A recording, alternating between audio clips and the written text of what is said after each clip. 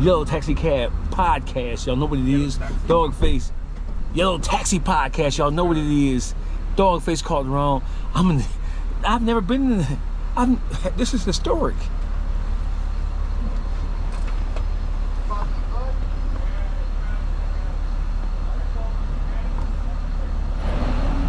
Hey,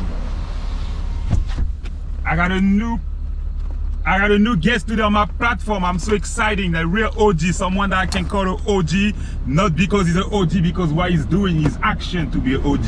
Not only because of your age. OG stand for people who really stand like OGs and help the young people. Hey, how you doing? What's up, man? How you feel today? Can you introduce yourself for the people who don't know you, please? Hey, listen, my name is Dawgface Calderon. I'm the most dangerous voice on YouTube. I'm the most dangerous voice on social media. I'm the most dangerous voice in America. Okay, and I got some questions for you. Are you ready? Yeah, I'm ready. Absolutely. Okay, so what inspired you to become the most dangerous voice? Just wanting to get the truth out there. I felt like that there was a need for somebody with a voice who was unapologetic, who wasn't afraid to tell the truth, somebody who spoke to the young men and women in this country, or in all over the world for that matter, who needed to hear just the raw truth about what was going on in this environment that we live in. And how did your journey into hip-hop media begin? Oh shit, bro. I came home from prison in 2009 after spending 17 years in prison. So when I came home from prison, I jumped into the rap game, but I quickly realized that I may be a little bit too old. Because when I came home from prison, I went to prison at 20. I came home, I was 38 years old. So I quickly realized that I may be better behind the scenes. So I went behind the scenes. I jumped into artist management, artist development. I started putting together promotional campaigns for a lot of artists from Detroit and from all over the country for that matter. And I got into the world of podcasting. I jumped into the world of podcasting in 2011, 2012. This is long before people even knew what podcasts were. I didn't have any examples. I was just blazing the trail. The only examples I really had was the Howard Stern show and maybe the Russ Limbaugh show. But in terms of what the podcasts that we see now, none of that existed. I was doing podcasting before anybody that you know was doing a podcast. I was doing it first. This is 2011, 2012. Okay. And what make a great hip-hop interview? There's two things, right? It is the interviewer, the person who's doing the interview, and it's the person that you're in. It's a combination. Because you can have a good interviewer, a person who's doing the interview, but if the person being interviewed is a dull person, is a person who doesn't know how to communicate, then it's really a good interview is having a good conversation, right? If you can have a good conversation, if you know how to hold a conversation, if you know how to communicate, that's the makings for a good interview. If you have a bad host or a bad interviewee, then it's going to be a terrible experience. And don't forget, you're trying to create something that the general public wants to listen to, wants to experience. Okay. And what's the biggest lesson you have learned from YouTube? Dealing with people who operate the same space. There's a lot of people who you shouldn't be dealing with. There's a lot of fake people who operate on YouTube. YouTube doesn't have any restrictions. It doesn't. You don't have to qualify yourself in order to be a podcaster or in order to operate on YouTube. So what happens is that you have to be careful about who you deal with, who you bring into your personal space. A lot of these guys don't belong in your personal space. And so you have to properly vet people. You have to look at them and examine their body of work before you ever let them come anywhere near you. How has hip-hop journalists changed over the years? Well, just YouTube. YouTube has taken, so you used to have to go to school to become a journalist. It used to be a time where you used to have to have credentials from a major publishing house or a major newspaper or a major magazine. Now, there are no such restrictions anymore. Now, a person can just pick up a cell phone or pick up a camera and claim to be a journalist and claim to be, and have a voice too. So it's good and bad. Because now you have people who are actually from the streets, people who actually know and live the life, and who in some situations they're better. It's better to hear what's going on in the world of hip hop from people who actually live it, versus hearing it from somebody who's never lived in the hood, who's never lived in the ghetto, and doesn't know anything about hip hop except what they see on TV. And what's the biggest mistake new content creators make? The biggest mistake new content creators make is not taking this thing serious, not putting their best foot forward. When you jump into the space, you don't have to bow down to anybody. They don't study. They don't study the craft. This whole thing is an art form. So if you want to jump into the whole content creator space, there's different genres. You have streamers, you have podcasters, you have bloggers. It's all content. You need to study first, and then determine what it is you want to do and what contribution you want to make. And how important is branding in today's industry? There's nothing more important. There's nothing more important. Your brand is presented before you even get there. Your brand will enter into a room or enter into a space before your physical self gets there. And your brand, there's no limits to, because right now we live in a social media world, and you can be in New York like we are right now, and your brand can be beamed across the world. Just because you're operating in New York, it doesn't mean that you can't have fans from all over the planet. There are no limitations. There are no restrictions. The only restrictions are the restrictions you place on yourself. And what's been the most unforgettable interview for you? The most unforgettable interview for me has probably been Maurice Claret. Maurice Claret is from Ohio. He played for Ohio State. He has had a rocky life. He took that college team to a championship on his back. He was a running back for the Ohio State Buckeyes. They won a championship under him, and then he ended up getting in trouble and going to prison. He came home from prison. He turned his life around. He turned everything. He turned a family curse into a blessing. And right now, Maurice Claret, he works with Cameron and Mace and It Is What It Is podcast. He works with his alma mater, Ohio State, and he also works with the University of UConn. He's a motivational speaker, and he's a great businessman in the state of Ohio. He's transformed his life into something that anybody can be proud of. And how do you stay authentic in a competitive space? Oh shit, bro! I just tell the truth. The whole thing is I don't try to be anything else other than me. I don't try to copy or mimic anybody else's style. When I do content based on my actual opinion. I'm not worried about what anybody else does. I don't necessarily study anybody else because I've been doing this a long time.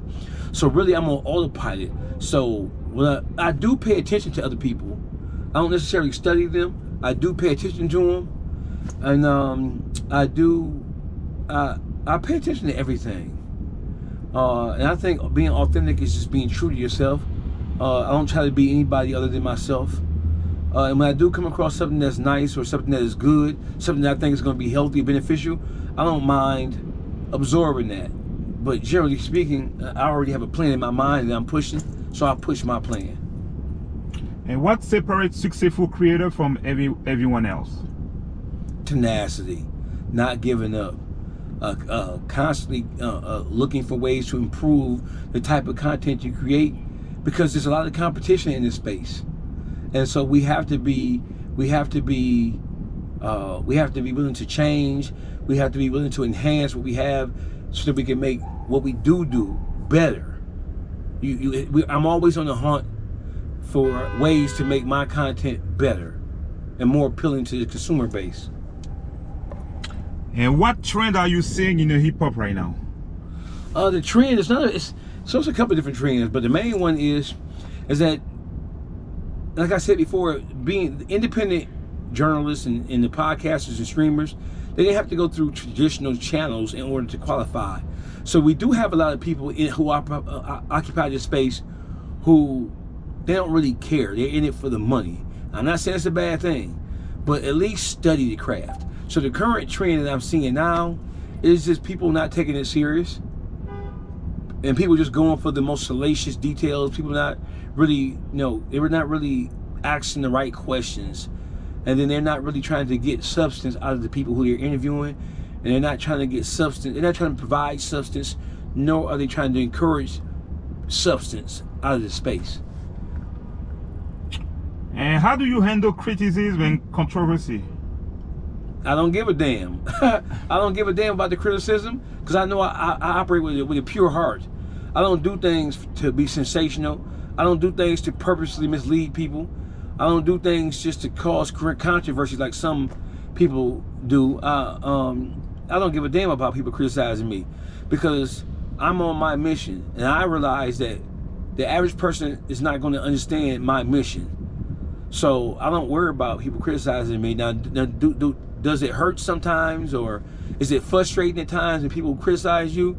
It does, but it's only because people don't really know your mission, and they will judge you without having an understanding of who you are and what you are and what you're trying to do.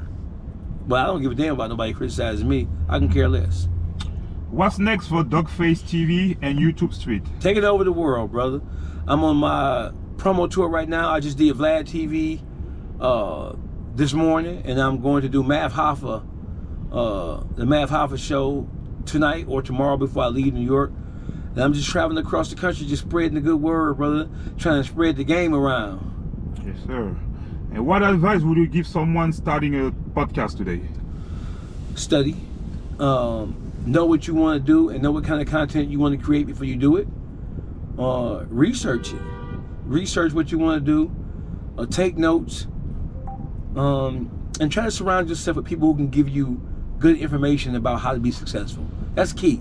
Surrounding yourself with people, or trying to form an allegiance or form an alliance with people who actually want to see you succeed and want to see you be successful. Yes. And where do you see hip-hop media 5 years from now? Hopefully bigger. We are already in control. Hip-hop and urban media, we're already the new stars of the entertainment world. Rap is going downhill. And so when you look at, when people turn on YouTube before they turn on the news now, there used to be a time a couple years ago when there was something happening in the world, they would turn on Fox News, CNN, MSNBC, ABC. But now, when things happen now, people look to content creators to provide an explanation for whatever's going on in the world. So in the next 5 years, if we handle it right, we will have solidified our position as the #1 people in entertainment. Because content creators, we are entertainers as well. And how do you handle your mental health? I'm crazy as a motherfucker, man. I don't handle it. I let that shit just go. Okay. Yeah, I don't handle it. Okay.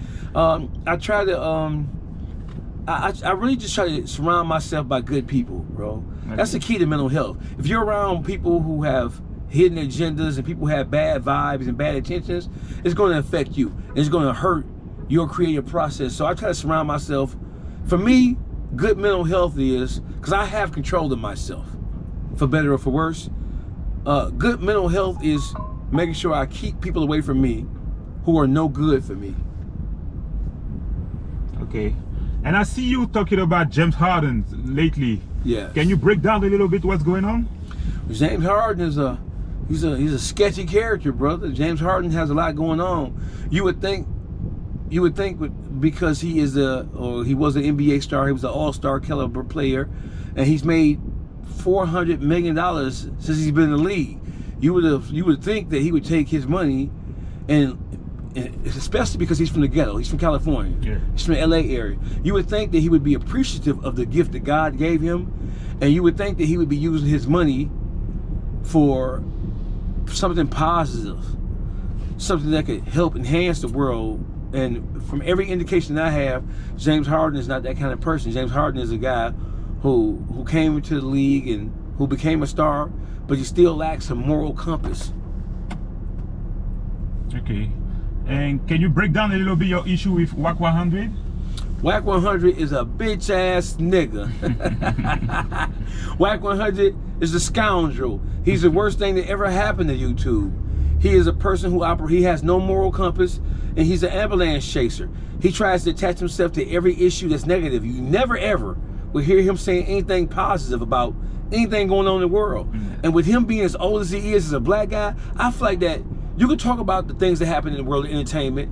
You could talk about some of the bad things that happen in just the world of entertainment as a whole, or just life in general, but you never hear him weighing in on anything that has a positive impact on black people as a whole, or anything. I mean, he always gravitates towards the things that exemplify and showcase the worst of us, or the worst parts of us. And I don't like that. I think that I think that he does have something to offer, but I think that he's a negative person. He focuses on all the negative shit.